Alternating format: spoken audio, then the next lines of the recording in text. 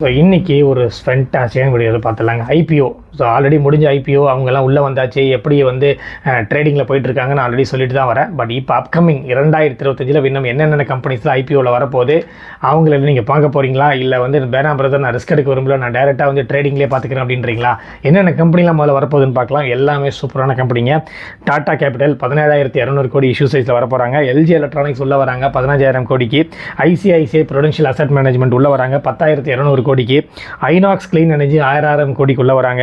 Billion brains garage ventures யார், க்ரோவோட company 5,950 crores வராங்க. கிரீடில்யா financial services 5,000 கோடிக்குள்ளே வராங்க. டார்ஃப் கெட்டல் கெமிக்கல்ஸ் இந்தியா 5,000 கோடிக்குள்ளே வராங்க. ஃபிசிக்ஸ் வாலா மிக பிரபலமான கம்பெனி 4,600 கோடிக்குள்ளே வராங்க. மீஷோ ஒரு மிகப்பெரிய ஆன்லைன் பிளாட்ஃபார்ம் 4,250 கோடிக்குள்ளே வராங்க. ஜேஎஸ்டபிள்யூ சிமெண்ட் 4,000 கோடிக்கு உள்ளே வராங்க. ஸோ உள்ளே வரட்டும், அதுக்கப்புறம் பார்க்கலாம். எப்பயும் சொல்கிறது தான், பிகினர்ஸ் ஆகும். ஏன்னா ஒரு 2 years 3 years தான் எனக்கு ஷேர் மார்க்கெட்டில் வந்து எக்ஸ்பீரியன்ஸ் இருக்குது அப்படின்னா தயவுசெய்து ஐபிஎம் பக்கம் போக வேண்டாம். அது நல்லா எக்ஸ்பீரியன்ஸ் ஆனவங்க தான் பார்ப்பாங்க. நீங்கள் ஐபிஓக்குள்ளே வந்து ட்ரேடிங் ஆகும்போது நீங்கள் டேரெக்டாக வந்து பார்த்துக்கலாம். அதுக்கப்புறம் நீங்கள் வந்து இன்வெஸ்ட் பண்ணுறதா வேணுமா நீங்கள் மட்டுமே டிசைட் பண்ணிக்கோங்க. ₹1 இருந்தாலும் ₹100 இருந்தாலும் அது உங்களோட பணம். ஸோ அதுக்கடுத்தது வேறு என்ன சின்ன விஷயத்தையும் பார்த்துடலாம். வேர்ல்பூலோட 31% ஸ்டேக் வந்து விற்கலாம் அப்படின்னு முடிவு பண்ணியிருக்காங்க. யார் அதுக்கு பிட்டர் அப்படின்னு பார்த்தீங்கன்னா 2 கம்பெனி போட்டி போடுறாங்க. ஒன்று வந்து ஈக்விட்டி, இன்னொன்று வந்து பெயின் கேபிட்டல்.